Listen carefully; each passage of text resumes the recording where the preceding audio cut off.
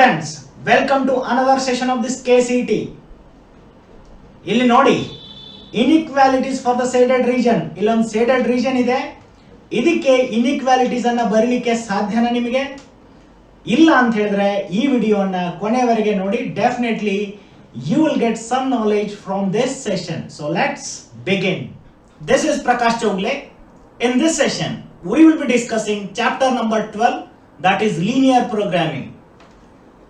ಈ linear programming ಇಂದ chapter mathematics ಅಲ್ಲೇ ತುಂಬಾ ಅಪ್ಲಿಕೇಬಲ್ ಚಾಪ್ಟರ್. ಇದು ನಮ್ಮ ರಿಯಲ್ ಲೈಫ್ ಗೆ ತುಂಬಾನೇ ಕನೆಕ್ಟೆಡ್ ಆಗಿದೆ. ಅದರ ಬಗ್ಗೆನೇ ಇವತ್ತಿನ ಸೆಷನ್ ಅಲ್ಲಿ ಡಿಸ್ಕಷನ್ ಮಾಡೋಣ. ಹಾಗೂ ಕಳೆದ ಒಂದು 6 ವರ್ಷದ ಪ್ರಶ್ನೆ ಪತ್ರಿಕೆಗಳನ್ನು ಸಹಿತ ಇಲ್ಲಿ ನಾವು ನೋಡೋಣ. ನೋಡಿ, ಇಲ್ಲಿ 2 ಫಿಗರ್ ಕಾಣ್ತಾ ಇದೆ. ಕೇಕ್, ಇದೊಂದು ನಾರ್ಮಲ್ ಕೇಕ್ ಅಂತ ಅನ್ಬೋದು ನೀವು, ಚಾಕ್ಲೇಟ್ ಕೇಕು. ಇದು ಪೇಸ್ಟ್ರಿ ಕೇಕ್ ಅಂತ. ಸೊ ಯಾರಿಗೆ ತಾನೇ ಇಷ್ಟ ಇಲ್ಲ ಕೇಕ್? ಸೊ ಇಂಥ ಸಮಸ್ಯೆಗಳನ್ನು ಸಹಿತ ನಾವು ಇವತ್ತು ಡಿಸ್ಕಷನ್ ಮಾಡೋಣ. ಈ ಲೀನಿಯರ್ ಪ್ರೋಗ್ರಾಮಿಂಗ್ ಅಂತಕ್ಕಂಥದ್ದು ಎಲ್ಲೆಲ್ಲಿ ನಮಗೆ ಹೆಲ್ಪ್ ಆಗುತ್ತೆ, ಯಾವ್ಯಾವ ವಿಭಾಗದಲ್ಲಿ ಇದನ್ನು ನಾವು ಬಳಸ್ತೇವೆ ಅನ್ನೋದು ನೋಡೋದಾದ್ರೆ, in manufacturing problems, diet problem, transportation problem and many more. So ನಾವು ಇವತ್ತು ಒಂದು ಸ್ಯಾಂಪಲ್ ಆಗಿ ಕೇಕ್ ಮೇಕಿಂಗ್ ಅಲ್ಲಿ ಯಾವ ತರ ಇದನ್ನ ಬಳಸಬಹುದು ಅನ್ನೋದನ್ನ ಶಾಂಪಲ್ ಆಗಿ ಒಂದು ಡಿಸ್ಕಸ್ ಮಾಡೋಣ. ಎಸ್, ಇವಾಗ ಎಕ್ಸಾಮಿನೇಷನ್ ದೃಷ್ಟಿಯಿಂದ ಇದರ ಬಗ್ಗೆ ವೇಟೇಜ್ ಬಗ್ಗೆ ಮಾತನಾಡೋದಾದ್ರೆ, ಬೋರ್ಡ್ ಎಕ್ಸಾಮ್ ಅಲ್ಲಿ, ಫೈನಲ್ ಎಕ್ಸಾಮ್ ಅಲ್ಲಿ 1 ಮಾರ್ಕ್ಸ್ ಒಂದು ಕ್ವಶನ್ ಮತ್ತು 6 ಮಾರ್ಕ್ಸ್ ಒಂದು ಕ್ವಶನ್, ಟೋಟಲ್ 7 ಮಾರ್ಕ್ಸ್ ಕ್ವಶನ್ ಬರ್ತಿತ್ತು. KCET ಅಲ್ಲಿ ನಾವು ನೋಡೋದಾದ್ರೆ, ಕಳೆದ ಕೆಲವು ಪ್ರಶ್ನೆ ಪತ್ರಿಕೆಗಳನ್ನ ಗಮನಿಸಿದಾಗ ನಮಗೆ ಮ್ಯಾಕ್ಸಿಮಮ್ 2 ಮಾರ್ಕ್ಸ್, ಮಿನಿಮಮ್ 1 ಮಾರ್ಕ್ ಅಂತೂ ಇದ್ದೇ ಇರೋದು ಗೊತ್ತಾಗುತ್ತೆ. ಓಕೆ, ಸೊ ಕಳೆದ 2 ವರ್ಷಗಳಿಂದ 2 ಕ್ವಶನ್ಸ್ ಬರ್ತಾ ಇದೆ. ಸೊ ಈ ಸಾರಿ ನೀವು 2 questions from this chapter expect ಮಾಡಬಹುದು. ಬಟ್ ಇದರಲ್ಲಿ ಬೇಸಿಕ್ ಕಾನ್ಸೆಪ್ಟ್ಸ್ ಕ್ಲಿಯರ್ ಇರೋದು ತುಂಬಾನೇ ಮುಖ್ಯವಾಗುತ್ತೆ. ಸೊ ನಾವು ಬೇಸಿಕ್ ಕಾನ್ಸೆಪ್ಟ್ಸ್ ಅನ್ನ ಮೊದಲು ತಿಳ್ಕೊಳ್ಳುವ, ಆಮೇಲೆ CET ಅಲ್ಲಿ ಬಂದಂತ ಕ್ವಶನ್ಸ್ ಅನ್ನ ಡಿಸ್ಕಷನ್ ಮಾಡುವ. ಸೊ ಈಗ ಸ್ಕಿಪ್ ಮಾಡ್ದೇನೆ ನೋಡಿ. ಈಗ ನೋಡಿ, ಫಾರ್ ಎಕ್ಸಾಂಪಲ್ ಒಂದು ಎಕ್ಸಾಂಪಲ್ ನಾನು ಡಿಸ್ಕಸ್ ಮಾಡೋಣ. ಇಲ್ಲಿ ಒಂದು ಕೇಕ್ ಮೇಕಿಂಗ್ ಅಂತ. ಓಕೆ, ಸೊ ನೋಡಿ, ಸಪೋಸ್ ಒಂದು ಬೇಕರಿ ಇದೆ, ಅದರಲ್ಲಿ 2 ರೀತಿಯ ಕೇಕ್ ಅನ್ನ ಮ್ಯಾನುಫ್ಯಾಕ್ಚರ್ ಮಾಡ್ತಾ ಇದ್ದಾರೆ ಅಥವಾ ಪ್ರೊಡಕ್ಷನ್ ಮಾಡ್ತಾ ಇದ್ದಾರೆ. ಎ ಟೈಪ್ ಕೇಕ್ ಅನ್ನ ಒಂದು ಪ್ರೊಡ್ಯೂಸ್ ಮಾಡಲಿಕ್ಕೆ ನಿಮಗೆ ಏನ್ ಬೇಕಾಗುತ್ತೆ? 200 ಗ್ರಾಮ್ ಹಿಟ್ಟು ಬೇಕಾಗುತ್ತೆ, ಮೈದಾ ಹಿಟ್ಟು, ಆಮೇಲೆ 25 ಗ್ರಾಮ್ ಫ್ಯಾಟ್, ಬೆಣ್ಣೆ ಏನಾದ್ರು ಅನ್ಬೋದು ನೀವು. ಓಕೆ, ಅದೇ ತರ type B cake requires 100 gram of flour and 50 gram of fat. Second type cake ಅನ್ನ ರೆಡಿ ಮಾಡಲಿಕ್ಕೆ, ಒಂದು ಕೇಕ್ ರೆಡಿ ಮಾಡಲಿಕ್ಕೆ 100 ಗ್ರಾಮ್ ಫ್ಲೋರ್ ಬೇಕು, 50 ಗ್ರಾಮ್ ಫ್ಯಾಟ್ ಬೇಕು. ಈಗ ಪ್ರಶ್ನೆ ಇರೋದು, find the maximum number of cakes which can be made from 5 kg of flour and 1 kg of fat. ನೋಡಿ, 5 kg ಹಿಟ್ಟಿದೆ, 1 kg ಫ್ಯಾಟ್ ಇದೆ. ಇದನ್ನೇ ಬಳಸಿಕೊಂಡು ಎಷ್ಟು ಮ್ಯಾಕ್ಸಿಮಮ್ ನಂಬರ್ ಆಫ್ ಕೇಕ್ಸ್ ಅನ್ನ ನೀವು ಮಾಡಬಹುದು ಅನ್ನೋದು ಪ್ರಶ್ನೆ. Okay, so assuming that there is no shortage of other ingredients, ಬಾಕಿ ಎಲ್ಲವೂ ನಿಮ್ಮ ಹತ್ರ ಸಫಿಶಿಯಂಟ್ ಆಗಿದೆ. ಉಪ್ಪಾಗಿರ್ಬೋದು, ಸಕ್ಕರೆ ಆಗಿರ್ಬೋದು, ಆಮೇಲೆ ಎಸೆನ್ಸ್ ಆಗಿರ್ಬೋದು, ಇವೆಲ್ಲವೂ ಸಫಿಶಿಯಂಟ್ ಕ್ವಾಂಟಿಟಿಯಲ್ಲಿ ಇದೆ. ಇವುಗಳಿಗೆ ಯಾವುದೇ ತೊಂದರೆನೇ ಇಲ್ಲ.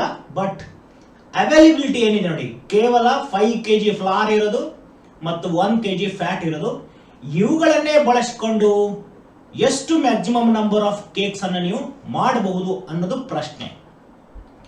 ಓಕೆ, ಸೊ ಈ ಪ್ರಶ್ನೆ ಅಥವಾ ಈ ಲೀನಿಯರ್ ಪ್ರೋಗ್ರಾಮಿಂಗ್ ಅನ್ನೋದು ಆ ಬೇಕರಿ ಅವನಿಗೆ ಗೊತ್ತಿದ್ರೆ, he can be the best baker, he can make maximum profit.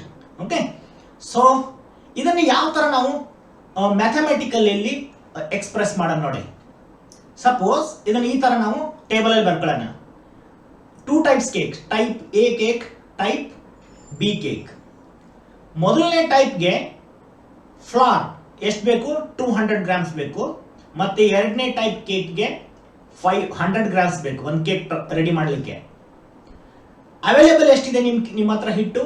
Floor ಇರೋದು 5 kg. ಅಂದ್ರೆ ಅದೇ ತರ type A cake requires 25 gram of fat, ಆಮೇಲೆ type B cake requires 50 grams of fat.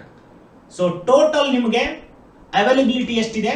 1 kg of fat ಇದೆ ನಿಮ್ಮ ಹತ್ರ. ಇವಾಗ ನಮ್ಮ ಪ್ರಶ್ನೆ, ಇದನ್ನ ನಾವು ಮ್ಯಾಥಮೆಟಿಕಲಿ ಯಾವ ತರ ಫಾರ್ಮುಲೇಟ್ ಮಾಡಬೇಕು ಅಥವಾ ಎಕ್ಸ್ಪ್ರೆಸ್ ಮಾಡಬೇಕು ಅಂತ.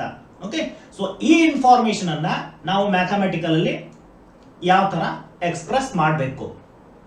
ಇವಾಗ ನೋಡಿ, ಲೆಟ್ ಅಸ್ ಅಸ್ಯೂಮ್ ದಟ್ ನಾವೇನು ಟೈಪ್ ಎ ಕೇಕ್ಸ್ ಅನ್ನ ಎಕ್ಸ್ ನಂಬರ್ಸ್ ಅಲ್ಲಿ ಪ್ರೊಡ್ಯೂಸ್ ಮಾಡೋಣ ಮತ್ತು ಟೈಪ್ ಬಿ ಕೇಕ್ಸ್ ಅನ್ನ ವೈ ನಂಬರ್ ಅಲ್ಲಿ ಪ್ರೊಡ್ಯೂಸ್ ಮಾಡೋಣ. ಅಂದ್ರೆ X number of cakes of type A, Y number of cakes of type B ಅಂತ.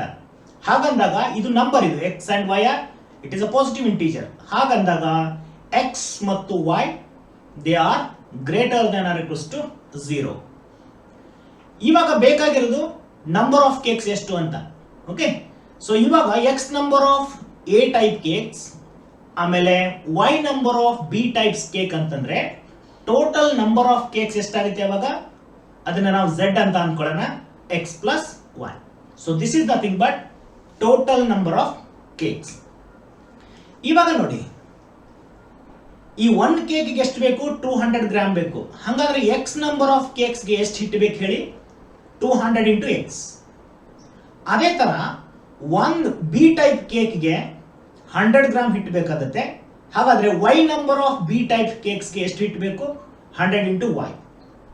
ಇವಾಗ ನಮ್ಮ ಹತ್ರ ಇರೋದು 5000 ಗ್ರಾಮ್ಸ್ ಅಂದ್ರೆ 5 kg ಇದೆ. ಸೊ ಇವಾಗ ನೀವು ಎಷ್ಟನ್ನು ಆಡ್ ಮಾಡಿದ್ರೆ 200 into x plus 100 into y ಮಾಡಿದ್ರೆ ಟೋಟಲ್ ನಿಮಗೆ ಫ್ಲಾರ್ ನ ಕ್ವಾಂಟಿಟಿ ಸಿಗುತ್ತೆ ಎಷ್ಟು ಕೆಜಿ ಅಂತ. ಅದು ಏನಾಗಬಾರ್ದು? 5000 ಗ್ರಾಮ್ಸ್ ಗಿಂತ ಮೀರಬಾರ್ದು. ಅದಕ್ಕೆ ದಿಸ್ ಇಸ್ ಕಂಡೀಷನ್. ಈ ಕಂಡೀಷನ್ ಸ್ಯಾಟಿಸ್ಫೈ ಆಗಬೇಕು. ಇರೋದ ನಿಮ್ಮ ಹತ್ರ 5 kg ಹಿಟ್ಟಿದೆ, ಅದಕ್ಕೆ 200x plus 100y must be less than equals to 5000 grams. ಅದೇ ತರ ನೋಡಿ, ನಿಮ್ಮ ಹತ್ರ ಇರೋದೆಷ್ಟು? 1 kg ಫ್ಯಾಟ್ ಇರೋದು, ಅದಕ್ಕೆ 25 into x plus 50 into y, ಅದು 1 kg ಅನ್ನ ಕ್ರಾಸ್ ಆಗಬಾರ್ದು. ಅದಕ್ಕೆ 25 into x plus 50 into y must be less than or equals to 1000 grams. So these are called conditions imposed on the variables x and y. So ಅದಕ್ಕೆ ಈಗ ನಿಮಗೆ ಪ್ರಶ್ನೆ ಇರೋದು, ಈ z equals to x plus y ಇದು maximum ಆಗಬೇಕು. ಇದರ value maximum value ಅಂದ್ರೆ ಮ್ಯಾಕ್ಸಿಮಮ್ ನಂಬರ್ ಆಫ್ ಕೇಕ್ಸ್ ಬರಬೇಕು, ಜೊತೆಗೆ ಈ ಕಂಡೀಷನ್ಸ್ ಅನ್ನ ಸಹಿತ ಸ್ಯಾಟಿಸ್ಫೈ ಮಾಡಬೇಕು. ಓಕೆ, ಸೊ ಅದಕ್ಕೆ ಇಲ್ಲಿ ನಮ್ಮ ಮುಖ್ಯ ಉದ್ದೇಶ ಏನಿದೆ? aim to find the values of x and y such that z is maximum and x and y should satisfy the conditions these. x ಮತ್ತು y ಈ ಕಂಡೀಷನ್ಸ್ ಅನ್ನು ಸ್ಯಾಟಿಸ್ಫೈ ಮಾಡಬೇಕು, ಜೊತೆಗೆ x ಪ್ಲಸ್ y, x ಮತ್ತು y ನ add ಮಾಡಿದ್ರೆ ಇದು maximum value, maximum number of cakes ಅನ್ನ ಕೊಡಬೇಕಂತ. Okay, so this is how we can formulate our real problem into this mathematical module. Okay, so ಈ ತರದ ಸಾಕಷ್ಟು ಎಕ್ಸಾಂಪಲ್ಸ್ ಅನ್ನು ನಾವು ನಮ್ಮ ರಿಯಲ್ ಲೈಫ್ ಅಲ್ಲಿ ಇರೋದನ್ನ ಈ ತರ ಫಾರ್ಮುಲೇಟ್ ಮಾಡಿ ಸಾಲ್ವ್ ಮಾಡಬಹುದು. ಸೊ ಇಂಥದನ್ನೇ ನಾವು ಲೀನಿಯರ್ ಪ್ರೋಗ್ರಾಮಿಂಗ್ ಪ್ರಾಬ್ಲಮ್ ಅಂತ ಕರಿತೀವಿ. Okay, so linear programming problem ಅಂತಂದ್ರೆ it is concerned with finding the optimal value, that is maximum or minimum value of the linear function z equals to ax plus by subject to the constraints or constraint conditions on the variables. So linear programming ಅಂತಂದ್ರೆ ಇದು optimal value ಅನ್ನ find out ಮಾಡೋದಾಗಿರುತ್ತೆ ಒಂದು objective function. Okay, so ಅದು optimal value ಅಂತಂದ್ರೆ maximum or minimum ಆಗಿರುತ್ತೆ. So ಈ ತರ ನಾವು ಲೀನಿಯರ್ ಪ್ರೋಗ್ರಾಮಿಂಗ್ ಅನ್ನ ಬಳಸ್ಕೊಳ್ತೀವಿ. ಇದರಲ್ಲಿ ಆಬ್ಜೆಕ್ಟಿವ್ ಫಂಕ್ಷನ್ ಅಂದ್ರೆ ಏನು ಅನ್ನೋದು ಬರುತ್ತೆ. ಓಕೆ, ಸೊ ಕೆಲವು ಟರ್ಮ್ಸ್ ಇದೆ ಇಲ್ಲಿ, ಆ ಟರ್ಮ್ಸ್ ಗಳ ಅರ್ಥವನ್ನ ತಿಳ್ಕೊಳ್ಳೋದು ತುಂಬಾನೇ ಮುಖ್ಯ. ನೀವು ಮೇನ್ ಎಕ್ಸಾಮ್ ಅಲ್ಲಿ 1 ಮಾರ್ಕ್ ಗೆ ಒಂದು ಡೆಫಿನೇಷನ್ ಬರ್ತಾ ಇರುತ್ತೆ. ಓಕೆ, ಸೊ ಇಲ್ಲಿ ಆಬ್ಜೆಕ್ಟಿವ್ ಫಂಕ್ಷನ್ ಅಂದ್ರೆ ಏನು ಅಂತ ನಾವು ಹಿಂದಿನ ಎಕ್ಸಾಂಪಲ್ ಅಲ್ಲಿ number of cakes z equal to x plus y ನಮಗೆ ಮೇನ್ ಅದರ ಮ್ಯಾಕ್ಸಿಮಮ್ ವ್ಯಾಲ್ಯೂ ಬೇಕಿತ್ತು. ಓಕೆ, ಸೊ ನಿಮಗೆ ಆಬ್ಜೆಕ್ಟಿವ್ ಅಂತ ಹೇಳಿದ್ರೆ ಮುಖ್ಯ ಗುರಿ ಇರೋದು. ಸೊ ಇಲ್ಲಿ ಒಂದು ಲೀನಿಯರ್ ಫಂಕ್ಷನ್ ಇರುತ್ತೆ z equal to ax plus by. ಇದರ ಮ್ಯಾಕ್ಸಿಮಮ್ ಅಥವಾ ಮಿನಿಮಮ್ ವ್ಯಾಲ್ಯೂ ಫೈಂಡ್ ಔಟ್ ಮಾಡೋದು ನಮ್ಮ ಉದ್ದೇಶ ಇರುತ್ತೆ. ಸೊ ಅಂಥ ಫಂಕ್ಷನ್ ಅನ್ನ ಆಬ್ಜೆಕ್ಟಿವ್ ಫಂಕ್ಷನ್ ಅಂತ ಕರೀತಾರೆ. ಓಕೆ, ಸೊ ಆಬ್ಜೆಕ್ಟಿವ್ ಫಂಕ್ಷನ್ ಅಂದ್ರೆ ಅದು ಲೀನಿಯರ್ ಫಂಕ್ಷನ್ ಇರುತ್ತೆ, A linear function z equals to ax plus by which has to be maximized or minimized is called a linear objective function. So where a and b are constants.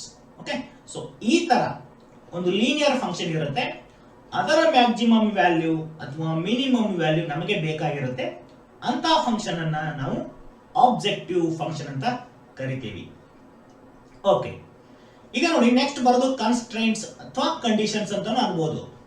Okay, so conditions or constraints ಅಂತ ಹೇಳಿದ್ರೆ the linear inequalities on the variables of linear programming problem are called constraints. ನೋಡಿ ಅಲ್ಲಿ ಹಿಂದೆ ಹೇಳಿದೆ ನಾನು, cake ಅಲ್ಲಿ ಫ್ಲಾರ್ಗೆ ಒಂದು ಕನ್ಸ್ಟ್ರೈಂಟ್ಸ್ ಬಂತು ಅಂತಂದ್ರೆ 200x plus 100y must be less than equals to 5000 ಇತ್ತು. ಅದನ್ನ ಒಂದು ಕಂಡೀಷನ್ ಅನ್ನು ನಾವು ಕನ್ಸ್ಟ್ರೈಂಟ್ಸ್ ಅಂತ ಕರಿತೀವಿ. ಓಕೆ, ಸೊ ಇಲ್ಲಿ ದ ಲೀನಿಯರ್ ಇನ್ಇಕ್ವಾಲಿಟೀಸ್, ಲೀನಿಯರ್ ಅಂತಂದ್ರೆ ಫಸ್ಟ್ ಡಿಗ್ರಿನಲ್ಲಿ ಇರುತ್ತೆ, ಎಕ್ಸ್ ಮತ್ತು ವೈ ಅಷ್ಟೇ ಇರೋದು, ಎಕ್ಸ್ ಸ್ಕ್ವೇರ್ ವೈ ಸ್ಕ್ವೇರ್ ಅಂತೂ ಬರಲ್ಲ. Okay, so the linear inequalities on the variables of linear programming problem are called ಕನ್ಸ್ಟ್ರೈಂಟ್ಸ್.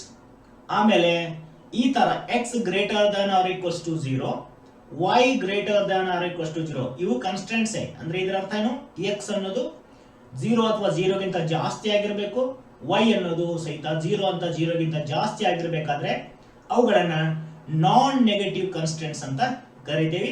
So ನಿಮ್ಮ ಸಿಲೆಬಸ್ಗೆ ಇರೋದು ನಾನ್ ನೆಗೆಟಿವ್ ಕನ್ಸ್ಟ್ರೈಂಟ್ಸ್. ಎಸ್, ಕನ್ಸ್ಟ್ರೈಂಟ್ಸ್ ಬಗ್ಗೆ ನೀವು ಪ್ರಾಬ್ಲಮ್ಸ್ ಅನ್ನು ನೋಡಿದಾಗ ಗೊತ್ತಾಗುತ್ತೆ. Next, methods of solving LPP. ಈ LPP ಅಲ್ಲಿ ಯಾವ್ಯಾವ ರೀತಿಯನ್ನ ನಾವು ಮೆಥಡ್ಸ್ ಅನ್ನ ಬಳಸಬಹುದು. ಸೊ ನಿಮ್ಮ ಸಿಲೆಬಸ್ಗೆ ಇರೋದು ಒಂದು ಗ್ರಾಫಿಕಲ್ ಮೆಥಡ್ ಅಂತ. ಓಕೆ, ಸೊ ನೀವು ಮುಂದೆ ಹೋಗೋದು ಇಂಜಿನಿಯರಿಂಗ್ ಹೋದ್ರೆ ಅಲ್ಲಿ ನಿಮಗೆ ಸಿಂಪ್ಲೆಕ್ಸ್ ಮೆಥಡ್ ಅಂತಾನು ಬರುತ್ತೆ. ಓಕೆ, ಸೊ ಇನ್ನೂ ಮೆಥಡ್ಸ್ ಇದಾವೆ. ಸೊ ನಮಗೆ ಇರೋದು graphical method. So will focus optimisation problem. ಇಲ್ಲಿ ನಾವು ಮೇನ್ ಕಲಿತಾ ಇರೋದು ಆಪ್ಟಿಮೈಸೇಷನ್ ಪ್ರಾಬ್ಲಮ್. ಸೊ ಆಪ್ಟಿಮೈಸೇಷನ್ ಅಂದ್ರೆ ಏನು ಅನ್ನೋದು ಸಹಿತ ನಿಮ್ಗೆ ಗೊತ್ತಿರಬೇಕು. ಆಪ್ಟಿಮೈಸ್ ಅಂತ ಅಂದ್ರೆ maximise or minimise. Okay, so ನಿಮಗೆ ಆಪ್ಟಿಮೈಸ್ ಅಂತ ಹೇಳಿದ್ರೆ you have to find maximum or minimum value of the objective function. A problem which seeks to maximize or minimize a linear function z equals to ax plus by subject to constraints is called the optimization problem. ಕೆಲವು conditions ಕೊಟ್ಟಿರ್ತಾರೆ, ಆ conditions ಗೆ ಸಂಬಂಧಪಟ್ಟಂತೆ ಈ z equals to ax plus by ನ maximum ಅಥವಾ minimum ವ್ಯಾಲ್ಯೂವನ್ನ find out ಮಾಡುವ ಒಂದು ಪದ್ಧತಿಯನ್ನು ನಾವು ಆಪ್ಟಿಮೈಸೇಷನ್ ಪ್ರಾಬ್ಲಮ್ ಅಂತ ಕರಿತೀವಿ. ಎಸ್, ಈಗ ನೋಡಿ ಗ್ರಾಫಿಕಲ್ ಮೆಥಡ್ ಅಲ್ಲಿ ಸಾಲ್ವ್ ಮಾಡಬೇಕಾದ್ರೆ ಏನೆಲ್ಲ ನಿಮಗೆ ಸಂಗತಿಗಳು ಗೊತ್ತಿರಬೇಕು ಅಂತ. Okay, so graphical method of solving linear programming problems must know following definitions.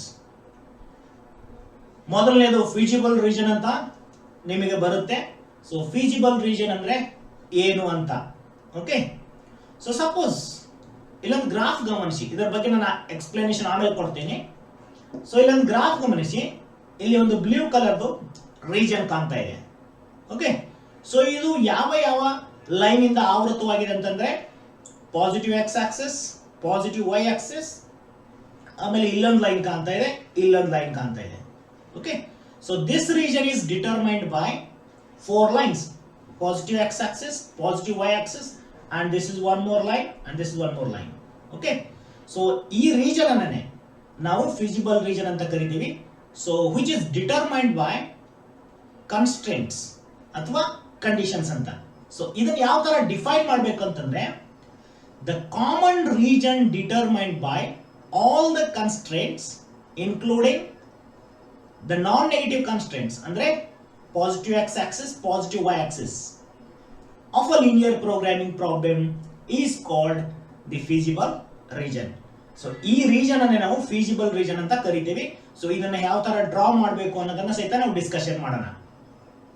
Okay, so ಈ region, so this shaded region which is bounded by or which is determined by all the constraints including positive x axis, positive y axis is called the feasible region. So ತುಂಬಾನೇ important, ನಿಮಗೆ final exam ಅಲ್ಲಿ 1 ಮಾರ್ಕ್ಗೆ ಸಾಕಷ್ಟು ಸಲ ಕೇಳಿದ್ದಾರೆ.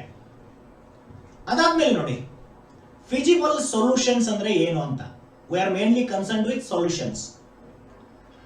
ನೋಡಿ, points within and on the boundary of the feasible region represent feasible solutions of the constraints.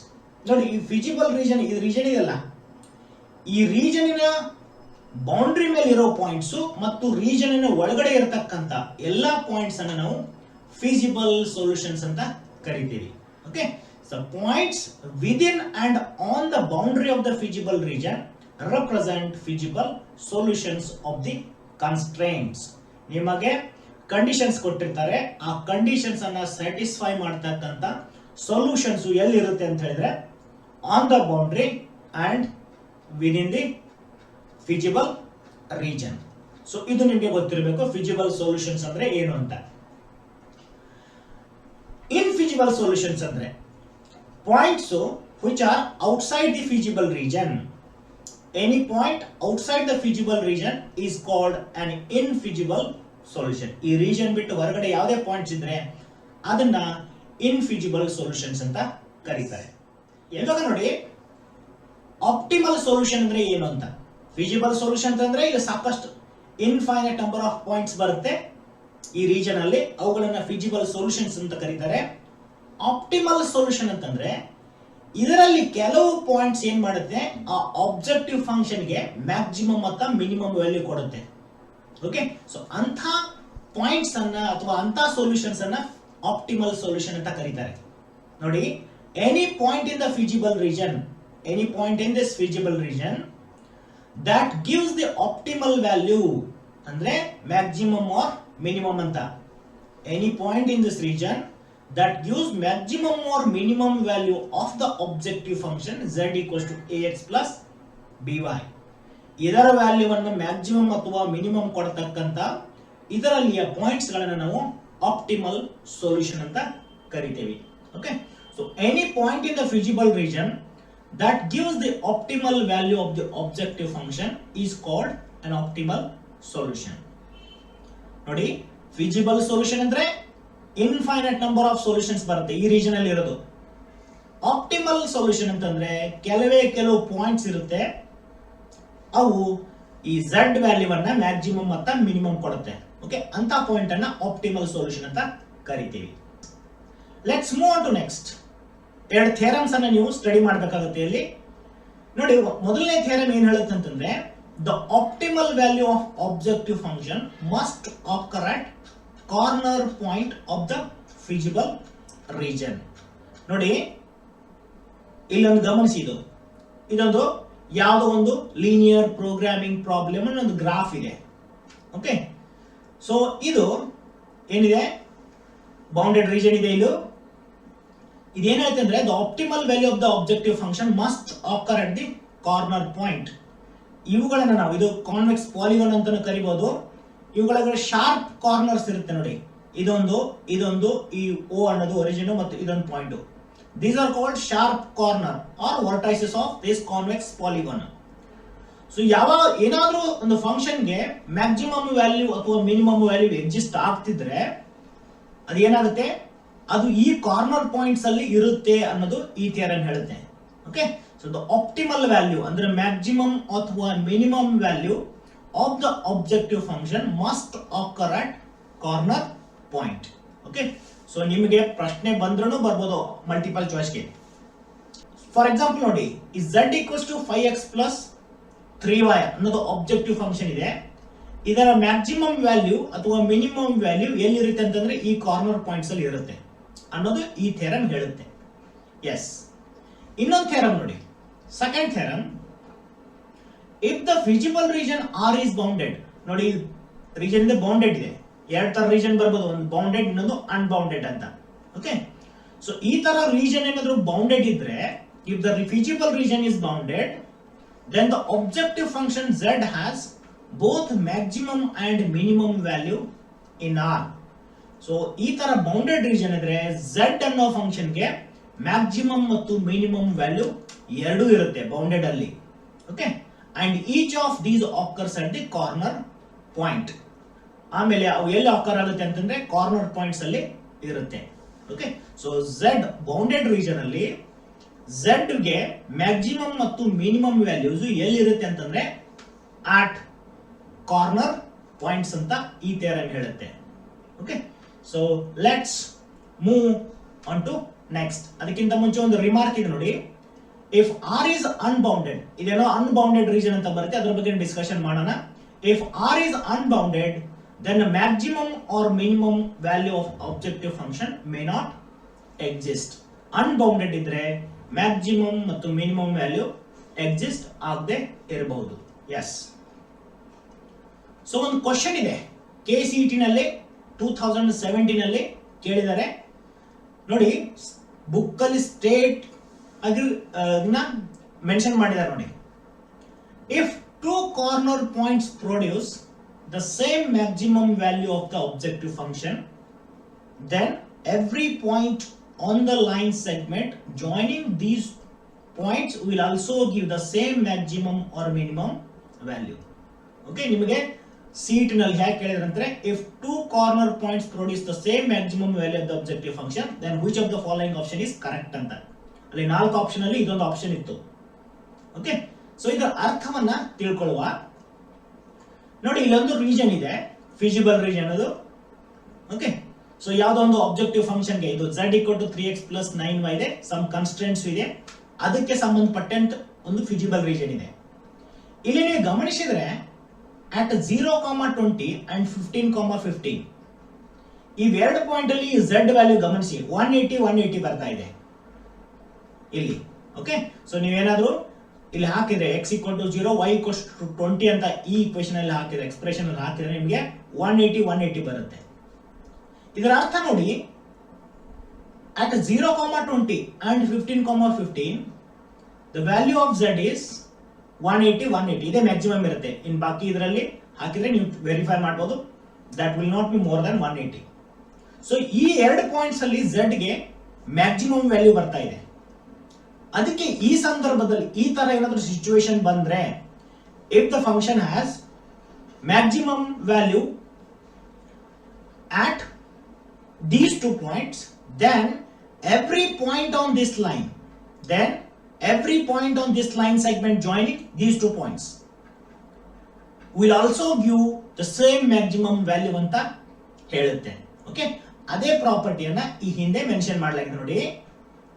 If two corner points produce the same maximum value or minimum value of the objective function, then every point on the line segment joining these 2 points will give the same maximum value. Okay, so ಈ question ಅನ್ನ ನಾನು end ಅಲ್ಲಿ discussion ಮಾಡ್ತೀನಿ, end of this session. Yes, so let's move on to next. Some basic knowledge you require in order to solve the LPP problems. Okay, so ಕಷ್ಟ ಏನಿಲ್ಲ, first PU ನಲ್ಲಿ ಓದಿದ್ದೇ ಇದೆ. So ಆ geometrical concepts ಅನ್ನ ಅರ್ಥ ಮಾಡುವ. Intercept form of a straight line ನೋಡಿ. ಇಲ್ಲೊಂದು ಲೈನ್ ಇದೆ, ಅದು ಇಂಟರ್ಸೆಪ್ಟ್ ಮಾಡ್ತಾ ಇದೆ. ಎಕ್ಸ್ ಆಕ್ಸಿಸ್ ಅನ್ನ a,0 ದಲ್ಲಿ ಮತ್ತು y ಆಕ್ಸಿಸ್ ಅನ್ನ 0,b ನಲ್ಲಿ ಇಂಟರ್ಸೆಪ್ಟ್ ಮಾಡ್ತಾ ಇದೆ. ಸೊ ಈಗ ಈ ಲೈನ್ ಅನ್ನ ಈಕ್ವೇಶನ್ ಅನ್ನ ನಾವು ಫಸ್ಟ್ PU ನಲ್ಲಿ ಓದಿದ್ದೇವೆ. ಏನದು? x/a + y/b = 1. ಅದಕ್ಕೆ ನಿಮಗೆ ಈ ತರ ಏನಾದರೂ ಒಂದು ಲೈನಿನ ಕೋಆರ್ಡಿನೇಟ್ಸ್ ಗೊತ್ತಿದ್ರೆ, where it cuts x axis, y axis, ಇವೆರಡು ಕೋಆರ್ಡಿನೇಟ್ಸ್ ಗೊತ್ತಿದ್ರೆ ನೀವು ತಕ್ಷಣ ಈ ಲೈನಿನ ಈಕ್ವೇಶನ್ ಅನ್ನು ಬರೀಲಿಕ್ಕೆ ಬರಬೇಕು ನಿಮಗೆ. ಓಕೆ, ಸೊ ಹೇಗೆ ಇಲ್ಲಿ a,0 ಇದ್ರೆ x/a, ಇಲ್ಲಿ 0,b ಇದ್ರೆ y/b = 1. ಅಥವಾ ಇನ್ನೊಂದು ರೀತಿಯಲ್ಲಿ ಹೇಗೆ ಬರೀಬೇಕಂತಂದ್ರೆ, ಇದನ್ನ ಕ್ರಾಸ್ ಮಲ್ಟಿಪ್ಲೈ ಮಾಡಿ, LCM ತಗೊಳ್ಳಿ. b × x + a × y = ab ಈ ಕಡೆ ಕಳಿಸಿ, you will get this. Okay, so ಅದಕ್ಕೆ ಈ ತರ ಒಂದು ನಿಮ್ಗೆ ಇಂಟರ್ಸೆಪ್ಟ್ ಕಂಡ್ರೆ ಅದರ ಈಕ್ವೇಶನ್, ಈ ಲೈನ್ ಈಕ್ವೇಶನ್ ತಕ್ಷಣ ಬರೀಲಿಕ್ಕೆ ಬರಬೇಕು CET ದೃಷ್ಟಿಯಿಂದ. ಎಸ್, ನೋಡಿ ಒಂದು ಎಕ್ಸಾಂಪಲ್ ಗಮನಿಸಿ. ಇಲ್ಲಿ ಅದರ ಇಂಟರ್ಸೆಪ್ಟ್ ಏನಿದೆ 40 ಮತ್ತು 0,3. ಈಗ ಈ ಲೈನ್ ಈಕ್ವೇಶನ್ ನನಗೆ ಬೇಕು, ಬರೀರಿ ನೋಡೋಣ. So write the equation of this given line. ಸಾಧ್ಯನಾ ನಿಮಗೆ? ತಕ್ಷಣ ಹೇಳಬೇಕು ಇದರ ಈಕ್ವೇಶನ್ ಎಷ್ಟು ಅಂತ. ಈ ಕೋಆರ್ಡಿನೇಟ್ಸ್ ನೋಡ್ಕೊಂಡು ಹೇಳ್ಬೋದು ನೀವು. ಇಲ್ಲಿ 0,3 ಇದ್ರೆ 3x ಅಂತ ಓದಿ, 4,0 ಇದ್ರೆ 4y ಅಂತ ಓದಿ, ಪ್ರಾಡಕ್ಟ್ ಅನ್ನ 12 ಅಂತ ಓದಿ. Okay, so 3x plus 4y equals to 12 ಅಂತ. ಅದು ಹೇಗೆ ಅಂತ ತೋರಿಸ್ತೀನಿ ನಿಮಗೆ. ಇದರ ಇಂಟರ್ಸೆಪ್ಟ್ ಫಾರ್ಮಲ್ಲಿ ಬರೆದ್ರೆ x/4 plus y/3 equals to 1. Cross multiply ಅಂದ್ರೆ ಎಲ್ಸಿಎಂ ತಗೊಳ್ಳಿ. 3x plus 4y, 4 into 3 12 ಆಗುತ್ತೆ. ಅದನ್ನ ಈ ಕಡೆ ಕಳಿಸಿದ್ರೆ 12. ಅದಕ್ಕೆ ಈ ತರ ಒಂದು ಇಂಟರ್ಸೆಪ್ಟ್ಸ್ ಕಂಡ್ರೆ ಇದರ ಈಕ್ವೇಶನ್ ಅನ್ನ ನೇರವಾಗಿ ಹೇಗೆ ಬರೆಯೋದು? 3x plus 4y equals to 3 into 4 12 ಅಂತ ಓದಿ. Yes, to make you much more perfect ಇದರ ಈಕ್ವೇಶನ್ ಹೇಳಿ ನನಗೆ. ತಕ್ಷಣ ಹೇಳಬೇಕು. 0 5 2 0 ಹೇಳ್ತೀರಾ? ಹೆಂಗೆ? 5x plus 2y equals to 5 into 2 is 10 ಅಂತ. ಸೊ ಅದೇ ಇದು 5x plus 2y equals to 10. So ಅದಕ್ಕೆ ಈ ತರ ನಿಮಗೆ ಲೈನ್ ಕಂಡ್ರೆ ಅದರ ಈಕ್ವೇಶನ್ ಅನ್ನು ಬರೆಯೋದು ತುಂಬಾನೇ ಮುಖ್ಯ. ಅದೇ ತರ ನೋಡಿ, right the inequalities for the shaded region. ಈಗ ನೋಡಿ, ಇಲ್ಲಿ ಒಂದು ಸೇಡೆಡ್ ರೀಜನ್ ಇದೆ. ಓಕೆ, ಸೊ ಈ ರೀಜನ್ ಅನ್ನ ಸ್ಯಾಟಿಸ್ಫೈ ಮಾಡತಕ್ಕಂತ ಇನ್ಇಕ್ವಾಲಿಟೀಸ್ ಬರಿಬೇಕಾಗಿದೆ. ಫಸ್ಟ್ ಪಿಯುಷನಲ್ಲಿ ಓದಿದ್ದೀರಾ. ಓಕೆ, ಸೊ ಈಗ ಈ ರೀಜನ್ ಅನ್ನ ಸ್ಯಾಟಿಸ್ಫೈ ಮಾಡತಕ್ಕಂತ ಸೊಲ್ಯೂಷನ್ಸ್ ಅನ್ನ ಇನ್ಇಕ್ವಾಲಿಟಿ ಫಾರ್ಮ್ ಅಲ್ಲಿ ಬರೆಯೋದು.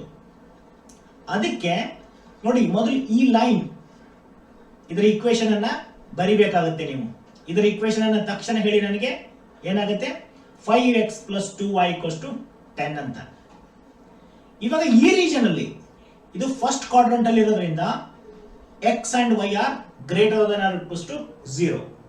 ಅದಕ್ಕೆ in this region x and y are greater than or equals to 0. ಇದು ನಾನ್ ನೆಗೆಟಿವ್ ಕನ್ಸ್ಟೆಂಟ್ ಆಯ್ತು. ಓಕೆ, ಅದಲ್ಲದೆ ಈ ರೀಜನ್ ಏನಿದೆ ಈ ಲೈನ್ ಕೆಳಗಡೆ ಇದೆ, ಇನ್ಕ್ಲೂಡಿಂಗ್ ದ ಲೈನ್ ಹೇಳ್ತಾ ಇರೋದು ನಾನು. Okay, points on the line is also considered. ಈ ಲೈನ್ ಕೆಳಗಡೆ ಇರ್ತಾ ಇರೋದ್ರಿಂದ ನೀವು ಯಾವೆಲ್ಲ ಪಾಯಿಂಟ್ಸ್ ಅನ್ನ ಈ ಸಬ್ಸ್ಟಿಟ್ಯೂಟ್ ಈ x ಮತ್ತು y ಅಲ್ಲಿ ಹಾಕಿದ್ರೆ, ಈ ಲೈನ್ ಮೇಲೆ ಹಾಕಿದ್ರೆ ಈ ಕಂಡೀಷನ್ ಸ್ಯಾಟಿಸ್ಫೈ ಆಗುತ್ತೆ ಅಂದ್ರೆ ನೋಡೋಣ. ಇಲ್ಲಿ ಒಂದು ಸ್ಯಾಂಪಲ್ ಪಾಯಿಂಟ್ ತಗೊಳ್ಳಿ 0 ಅಂತ. ಈ ಲೈನ್ ಕೆಳಗಡೆ ಒಂದು ಯಾವ್ದಾರ ಒಂದು ಪಾಯಿಂಟ್ ತಗೊಳ್ಬೇಕು. ನಾನು 0 ಅಂತ ತಗೊಳ್ತೀನಿ. ನೀವು ಇಲ್ಲಿ 0 0 ಹಾಕಿದ್ರೆ ಇದೇನ್ ಬರುತ್ತೆ? 0 ಆಗುತ್ತೆ. ಸೊ 0 is less than 10 ಅಂತ. ಓಕೆ, ಅದಕ್ಕೆ ನೀವು ಈ ಲೈನ್ ಕೆಳಗಡೆ ಯಾವುದೇ ಪಾಯಿಂಟ್ ತಗೊಂಡ್ರು total will be less than or equals to 10 ಆಗ್ತಾ ಇರೋದ್ರಿಂದ I can write it as 5x plus 2y must be less than or equals to 10. ನೀವು ಈ ಲೈನ್ ಕೆಳಗಡೆ ಯಾವುದೇ ಪಾಯಿಂಟ್ ತಗೊಂಡ್ರು, ಆನ್ ದ ಲೈನ್ ತಗೊಂಡ್ರೆ ಇಟ್ ವಿಲ್ ಬಿ 10 ಆಗುತ್ತೆ. So line ಕೆಳಗಡೆ ಯಾವುದೇ ಪಾಯಿಂಟ್ ತಗೊಂಡ್ರೆ the total will be less than or equals to 10. So these are the two constraints which are satisfying this shaded portion. Okay, so ಅರ್ಥ ಆಯ್ತು ಅನ್ಕೊಂಡಿದ್ದೀನಿ. ಅರ್ಥ ಆಗಲಿಲ್ಲ ಅಂದ್ರೆ ಇನ್ನಷ್ಟು ಡಿಸ್ಕಷನ್ ಮಾಡೋದಿದೆ. Yes, write the inequalities for the shaded region. This ಇದಕ್ಕೂ ಇಲ್ಲೊಂದು ಶೇಡೆಡ್ ರೀಜನ್ ಇದೆ ನೋಡಿ. ಶೇಡೆಡ್ ರೀಜನ್ ಇದೊಂದು ರೆಕ್ಟಾಂಗಲ್ ಫಾರ್ಮ್ ಅಲ್ಲಿ ಇದೆ. Bounded by this line x axis y axis. Okay, so ಇದಕ್ಕೆ ನೀವು ಇನ್ಇಕ್ವಾಲಿಟೀಸ್ ಬರೀರಿ. ಸೊ ವಿಡಿಯೋನ ಪಾಸ್ ಮಾಡಿ, try your self.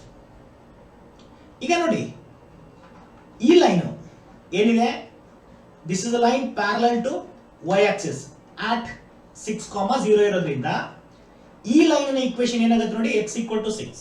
Line parallel to y axis ಇದ್ರೆ x equal to 6 ಅಂತ ಬರೀತೀರಾ, ಗೊತ್ತಿದೆ ನಿಮಗೆ. ಅದೇ ತರ ಇಲ್ಲೊಂದು ಲೈನ್ ಇದೆ. It is a line parallel to x axis at 0,5. ಅದಕ್ಕೆ ಇದರ ಲೈನ್ ಈಕ್ವೇಶನ್ ಎಷ್ಟು? y equal to 5. ಇವಾಗ ಈ ರೀಜನ್ಗೆ ನೀವು ಇನ್ಇಕ್ವಾಲಿಟೀಸ್ ಬರಿಬೇಕು. ಆಬ್ವಿಯಸ್ ನೋಡಿ, ಇದು ಫಸ್ಟ್ ಕ್ವಾಡ್ರಂಟ್ ಅಲ್ಲಿ ಇರೋದ್ರಿಂದ ಏನಾಗುತ್ತೆ? x must be greater than or equals to 0. ಅದಕ್ಕೆ x is greater than or equals to 0. ಆದ್ರೆ ಈ x equal to 6 ನ ಎಡಭಾಗದಲ್ಲಿ ಇರೋದ್ರಿಂದ that must be less than or equals to 6. ಅದೇ ತರ ನೋಡಿ, ಈ ರೀಜನ್ y ಆಕ್ಸಿಸ್ ನ ಬಲಭಾಗದಲ್ಲಿ ಇರೋದ್ರಿಂದ that is y must be greater than or equals to 0. ಆದ್ರೆ y equal to 5 ಮತ್ತು ಅದಕ್ಕಿಂತ ಕೆಳಗಿರೋದ್ರಿಂದ y must be less than or equals to 5. So these are the inequalities for the shaded region. Yes. ಇಲ್ಲಿ ಇನ್ನೊಂದು ನೋಡಿ, ಈಗ inequalities for the ನಿಮಗೆ CET ಬರೋದೇ ಇದೇ ತರ. ಓಕೆ, ಅದಕ್ಕೆ ಈ ಬೇಸಿಕ್ ಕಾನ್ಸೆಪ್ಟ್ಸ್ ಅನ್ನ ಹೇಳ್ತಾ ಇರೋದು ನಾನು. Inequalities for the shaded region, ಈ ತರ ನಿಮಗೆ ಶೇಡೆಡ್ ರೀಜನ್ ಕೊಟ್ಟು ಇನ್ಇಕ್ವಾಲಿಟೀಸ್ ಬರ್ಲಿಕ್ಕೆ ಹೇಳ್ತಾರೆ. ನೀವು 6 ಮಾರ್ಕ್ಸ್ ಅಲ್ಲಿ ಏನು ಓದಿದ್ರಾ? ಇನ್ಇಕ್ವಾಲಿಟೀಸ್ ಕೊಡ್ತಿದ್ರು, ಅದಕ್ಕೆ ನೀವು ರೀಜನ್ ಅನ್ನ ಕನ್ಸ್ಟ್ರಕ್ಟ್ ಮಾಡ್ತಿದ್ರ.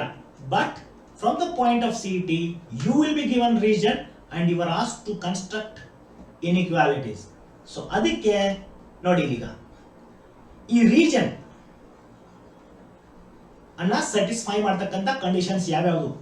ಆಬ್ವಿಯಸ್ ನೋಡಿ, ಇದು ಫಸ್ಟ್ ಕ್ವಾಡ್ರಂಟ್ ಅಲ್ಲಿ ಇರೋದ್ರಿಂದ x and y are greater than equals to 0. ಇವಾಗ ಈ ಲೈನ್ ಅನ್ನ ಇಕ್ವೇಶನ್ ಹೇಳಬೇಕು ನೀವು.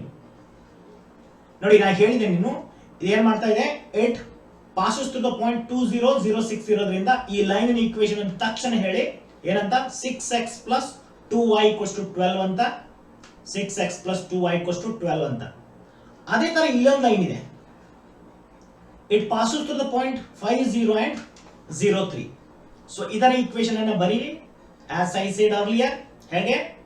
3x plus 5y equals to 15. ಗೊತ್ತಾಯ್ತಲ್ವಾ? ಓಕೆ, ಇವಾಗ ನೀವು ಇದಕ್ಕೆ ಇನ್ಇಕ್ವಾಲಿಟೀಸ್ ಅನ್ನು ಬರೀಬೇಕು. ಓಕೆ, ಸೊ ಈ ರೀಜನ್ಗೆ ಶೇಡೆಡ್ ಪೋರ್ಷನ್ಗೆ including points on the line. So ಮೊದಲನೇದು ಏನಾಗುತ್ತೆ, ಇಲ್ಲಿ ಗಮನಿಸಿ, ಈಗ 3x plus 5y less than or equals to 15 ಅಂತ ಬರ್ದಿದ್ದೀನಿ. ಯಾಕೆ ಅಂತ ಹೇಳಿದ್ರೆ ನೋಡಿ, ಈ ಲೈನಿನ ಕೆಳಗಡೆ ಇರತಕ್ಕಂತ ಪಾಯಿಂಟ್ ಯಾವುದು ಒಂದು ಕನ್ಸಿಡರ್ ಮಾಡಿ. ಯಾವ್ದಾದ್ರು ಪಾಯಿಂಟ್ ನಾನು 0 0 ತಗೊಳ್ತೀನಿ. ನಾವು ಇದರಲ್ಲಿ 0 0 ಹಾಕಿದ್ರೆ that will be 0 and which is less than 15. Okay, so ಈ ತರ ನೀವು ಈ ಲೈನಿನ ಕೆಳಗಡೆ ಇರತಕ್ಕಂತ ಯಾವುದೇ ಪಾಯಿಂಟ್ ಅನ್ನು ತಗೊಂಡ್ರೆ ಟೋಟಲ್ ಅನ್ನೋದು less than or equal to 15 ಬರೋದ್ರಿಂದ ಸೊ ಈ ರೀಜನ್ ಫಸ್ಟ್ ಕನ್ಸ್ಟೆಂಟ್ ಯಾವ್ದಾಗುತ್ತೆ, 3x plus 5y less than or equals to 15. ಅಥವಾ ನೀವು ಇಲ್ಲಿ ಏನಾದ್ರೂ ಪ್ಲಸ್ ಇದ್ರೆ ರೀಜನ್ ಲೈನ್ ಕೆಳಗಡೆ ಇದ್ರೆ ಲೆಸ್ ದ್ಯಾನ್ ಅಂತ ಬರ್ಕೊಳ್ಳಿ. ಇಲ್ಲಿ ಪ್ಲಸ್ ಇದ್ದು ಓಕೆ, ಈ ರೀಜನ್ ಏನಾದ್ರೂ ಈ ಲೈನ್ ಮೇಲ್ಗಡೆ ಇದ್ರೆ ಇಲ್ಲಿ ಗ್ರೇಟರ್ ದ್ಯಾನ್ ಅಂತ ಬರ್ಕೊಳ್ಬೇಕು. ಇದೊಂದು ನೀವು ನೆನಪಿಟ್ಕೊಳ್ಬೇಕು. ಬಟ್ ಮೈನಸ್ ಇದ್ದಾಗ ಕಷ್ಟ ಆಗುತ್ತೆ ನಿಮ್ಗೆ. ಓಕೆ, ಸೊ ಇವಾಗ ಈ ಲೈನ್ ಗಮನಿಸಿ, 6x plus 2y equals to 12. Okay, so ಇವಾಗಲೇ ಏನಿದೆ, ಈ ಲೈನ್ ಕೆಳಭಾಗದಲ್ಲಿನೇ ಇದೆ. ಈ ಸೈಡ್ 0 ಇರೋದ್ರಿಂದ x y 0 ಹಾಕಿದ್ರೆ ಇದು 0 ಆಗುತ್ತೆ, which is less than 12 ಆಗುತ್ತೆ. ಅದಕ್ಕೆ 6x plus 2y is less than or equals to 12 ಅಂತ ಬರೀಬಹುದು. ಅದೇ ತರ ನಾನ್ ನೆಗೆಟಿವ್ ಕಂಡೀಷನ್ಸ್, ಇದು ಫಸ್ಟ್ ಕ್ವಾಡ್ರಂಟ್ ಅಲ್ಲಿ ಇರೋದ್ರಿಂದ x y are greater than or equals to 0. Okay, so these are the conditions or inequalities for this shaded region. Yes, ಇವಾಗ ನೋಡಿ, write inequalities for the shaded region. ಇಲ್ಲೊಂದು shaded region ಇದೆ, ಇದಕ್ಕೆ ನೀವು inequalities ಅನ್ನ ಬರೀಬೇಕಿದೆ. ಸೊ ವಿಡಿಯೋನ pause ಮಾಡಿ ಕಾನ್ಫಿಡೆಂಟ್ ಆಗಿದ್ರೆ ಬರೀರಿ. ಸೊ ಇದನ್ನ ನೀವು ಬರೆದ್ರೆ you are the winner. So let's try. ಇವಾಗ ನೋಡಿ, ಈ line it is parallel to y axis at 3, 0 ಇರೋದ್ರಿಂದ ಇದರ ಇಕ್ವೇಶನ್ ಏನಾಗುತ್ತೆ, x equal to 3. ಅದೇ ತರ ಇಲ್ಲೊಂದು line parallel to x axis at 0, 5 ಇರೋದ್ರಿಂದ ಇದರ ಇಕ್ವೇಶನ್ y equal to 5 ಅಂತ ನಿಮ್ಗೆ ಗೊತ್ತಿದೆ. ಇವಾಗ ಈ ಲೈನ್ ಇಕ್ವೇಶನ್ ಬರಿಬೇಕು ನೀವು. ನಾನು ಹೇಳ್ಕೊಟ್ಟಿದ್ದೀನಿ, ಆರ್ಡಿನೇಟ್ಸ್ ಗೊತ್ತಿದೆ. 3 0 0 5 ಇರೋದ್ರಿಂದ 5x plus 3y equals to 15 ಅಂತ ನೇರವಾಗಿ ಬರಿಬೇಕು. ಇವಾಗ ಇದಕ್ಕೆ ನೀವು ಇನ್ಇಕ್ವಾಲಿಟೀಸ್ ಬರಿಬೇಕು. Okay, including points on the line. ಇದು ಫಸ್ಟ್ ಕ್ವಾಡ್ರಂಟ್ ಅಲ್ಲಿ ಇರೋದ್ರಿಂದ ನಿಮ್ಗೆ ಏನಾಗುತ್ತೆ, first x and y greater than or equals to 0. First quadrant ಅಲ್ಲಿ ಇರೋದ್ರಿಂದ x and y are always greater than or equals to 0. Next ನೋಡಿ, ಈ ಲೈನ್ ಅನ್ನು ಗಮನಿಸಿದಾಗ ಈ ಲೈನ್ ಮೇಲ್ಭಾಗದಲ್ಲಿ ಇದೆ. ಅದಕ್ಕೆ you can write 5x plus 3y is greater than or equals to 15. ಆಮೇಲೆ ಈ ಲೈನ್ ಎಡಭಾಗದಲ್ಲಿ ಇರೋದ್ರಿಂದ x is less than or equals to 3. Okay, points on the line ತಗೊಂಡ್ರೆ 3 ಆಗುತ್ತೆ. ಲೆಫ್ಟ್ ಸೈಡ್ ಬಂದಾಗ ಲೆಸ್ ದೆನ್ 3 ಇರೋದ್ರಿಂದ x is less than or equals to 3. ಅದೇ ತರ ಈ ಲೈನ್ ಕೆಳಭಾಗದಲ್ಲಿ ಇರೋದು, ಈ y equal to 5 ಲೈನ್ ಕೆಳಭಾಗದಲ್ಲಿ ಇರೋದ್ರಿಂದ points on the line is 5 and below less than 5. ಅದಕ್ಕೆ y is less than or equals to 5. So these are the constraints for this visible region. So this is the basic thing that you require to crack CET examples.